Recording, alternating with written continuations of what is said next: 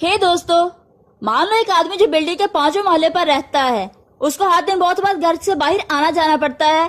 अब नीचे ऊपर आने जाने के लिए उसके पास हमेशा दो ऑप्शंस होते हैं, पहला लिफ्ट का ऑप्शन या फिर दूसरा सीढ़ियों का यूज करके। वो हमेशा पहला ऑप्शन लेता है।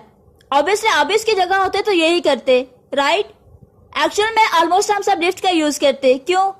क्योंकि हमारी मेंटालिटी और सोच कुछ ऐसी बनी है दैट हमें पता तो है कि हाँ, अगर मैं सीढ़ी का यूज करूंगी तो वो मेरी हेल्थ को थोड़ा सा तो फायदा देगा ही, बट बस ये थोड़े से फायदे के लिए मैं इतनी मेहनत क्यों करूं? ऐसा तो होगा नहीं कि बस मैं इतनी सी चीज करके बहुत फिट हो जाऊंगी या एथलीट बन जाऊंगी। रियलिटी में तो मुझे मेरी हेल्थ को अच्छी करने के लिए पहले जिम ज्वाइन करना पड़ेगा, अच्छी डाइट करनी पड़ेगी, एक्सेट्रा एक्सेट्रा, तब जाके हेल्थ का कुछ अच्छा होगा।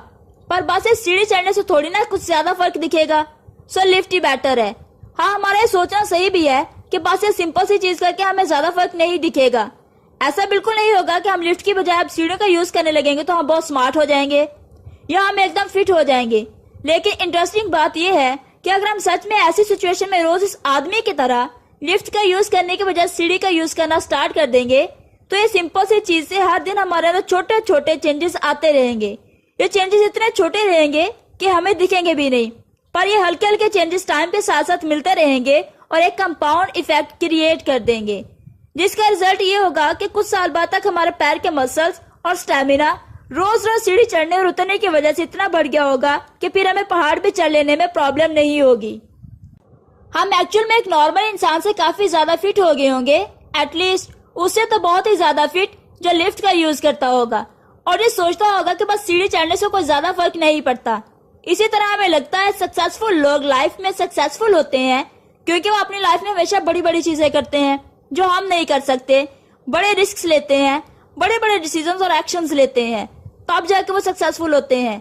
अभी ये सोचना ठीक भी है कि वो लोग बड़ी बड़ी चीजें करते हैं, बड़े डिसीजंस, एक्शंस और रिस्क भी लेते हैं, पर ये सारी चीजें उनकी सक्सेस के लिए रिस्पॉन्सिबल नहीं होती, बल्कि सबसे मेन चीज जो उन्हें सक्सेसफुल बनाती है वो तो एक्चुअल में उनके वो छोटे छोटे डिसीजंस और एक्शंस होते हैं जो वो रोज, हर दिन, हर घंटे लेते रहते हैं। एग्जाम्पल, सुबह लेट तक सोने के बजाय जल्दी उठ के अपने ड्रीम्स पे काम करना, फालतू चीजों पे टाइम पास करने के बजाय अच्छी बुक्स पढ़ना, दूसरे के बारे में गॉसिप करने के बजाय मेंटर से न्यू चीजें सीखना और न्यू आइडियाज की बातें करना, ना कि लोगों की, एक्सेट्रा।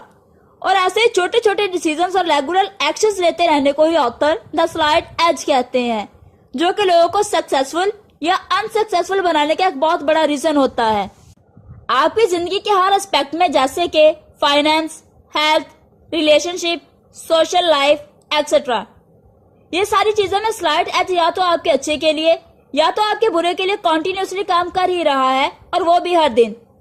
वापस हेल्थ से रिलेटेड बात करूं तो जब हम कुछ हेल्दी खाना खाने के बजाय या एक्सरसाइज या योगा करने के बजाय कुछ मीठी चीजें खाते हैं या यंग फूड्स खाते हैं, या कोई इंसान जब सिगरेट, शराब, टोबैको ऐसी चीजें खाना पीना स्टार्ट कर देता है, तो ऐसा बिल्कुल नहीं होता कि ये खाने पीने के अगले दिन वो मोटे हो जाते हैं या उन्हें कैंसर की वजह से खून की उल्टियां होने लगती हैं।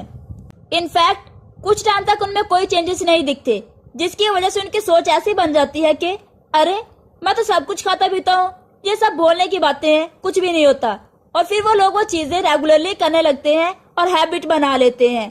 क्योंकि उन्हें फौरन से कुछ रिजल्ट्स नहीं दिखते तो उन्हें लगता है कि कुछ भी नहीं हो रहा, बट एक्चुअल में ये चीजें उन्हें धीरे धीरे अंदर से डैमेज करती रहती हैं। और फिर कुछ अच्छे खासे टाइम के बाद जब कोई दूसरा उन्हें बोलता है, तब वो रियलाइज करते हैं कि वो कैसे मोटे होते जा रहे हैं या कैसे उनकी हेल्थ खराब हो रही है, और वो बहुत थकने लगते हैं। इसके बाद चीजें बुरी और बुरी होती जाती है, जो उनकी लाइफ खराब से खराब करती रहती है। और इट वॉज द केस जो आजकल नॉर्मली होता है। ये छोटी छोटी आदतें बीमारियां बन के लोगों को जल्दी मार देती हैं। ये था slight edge working against you. अब ये सब करने के बजाय अगर वो हेल्दी खाना खाते, एक्सरसाइज और योगा करते, बस कुछ मिनट्स के लिए ही सही, पर डेली, तो भी उनकी हेल्थ धीरे धीरे बेटर हो जाती, जिसकी वजह से उनकी लाइफ भी बेटर हो जाती, क्योंकि वो मेंटली और फिजिकली स्ट्रांग होते जाते, जो कि एक हैप्पी और लॉन्ग लाइफ के लिए बहुत ज्यादा जरूरी है। एक और इम्पोर्टेंट बात जो इस बुक में समझाई गई है वो ये है कि जो चीजें हमें करने में सबसे ज्यादा इजी लगती हैं, एक्चुअल में वही चीजें करने में हमें सबसे ज्यादा मुश्किल भी होती हैं।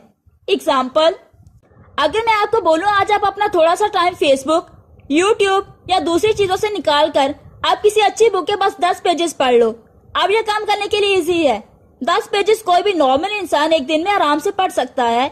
ये कोई बड़ी बात नहीं है, पर क्योंकि ये कोई बड़ी बात नहीं है, आप वो नहीं करोगे। क्योंकि मैं भी शायद आप ये सोचोगे कि अगर मैं कैसे भी करके 10 पेजेस पढ़ लूंगी तो कौन सा कल मैं बिल गेट्स बन जाऊंगी या बहुत स्मार्ट हो जाऊंगी, जो कि सही भी है। डेफिनेटली आप नहीं होंगे, बल्कि हार्डली कल तक आपको कुछ फर्क दिखेगा। लेकिन यही 10 पेजेस पढ़ने वाली इजी चीज अगर आप रोज करोगे तो एक महीने में आप 300 पेजेस कंप्लीट कर दोगे और एक साल में आप अराउंड 10 बुक्स खत्म कर दोगे। और यकीन करो 10 अच्छी बुक्स आपकी पूरी लाइफ चेंज कर सकती है, वो भी पूरी तरह से। मेरी सोच बदलने में मुझे बस एक बुक लगी थी और उसके बाद से मैंने कभी बुक्स पढ़ना और सुनना नहीं छोड़ा, जिसके रिजल्ट्स मुझे सबसे ज्यादा आज दिखते हैं और कुछ सालों में और भी बहुत ज्यादा दिखेंगे। 95% टाइम लोग छोटी चीजों पे कभी ध्यान नहीं देंगे, जिसका रिजल्ट ये होगा कि कुछ साल बाद उनकी कंडीशन लाइफ में हर तरीके से खराब होने लगेगी। लेकिन जो 5% लोग लाइफ के हर एस्पेक्ट के छोटे छोटे डिसीजंस और एक्शंस पर ध्यान देंगे, उसे बेटर करते रहेंगे, वो लोग ही 5-10 साल में हर चीज में सक्सेसफुल बनेंगे। सो अब आप डिसाइड करो आपको कौन से परसेंटेज में आना है। ये प्रिंसिपल्स मैंने आपको the slight edge by Jeff Olson से बताई हैं।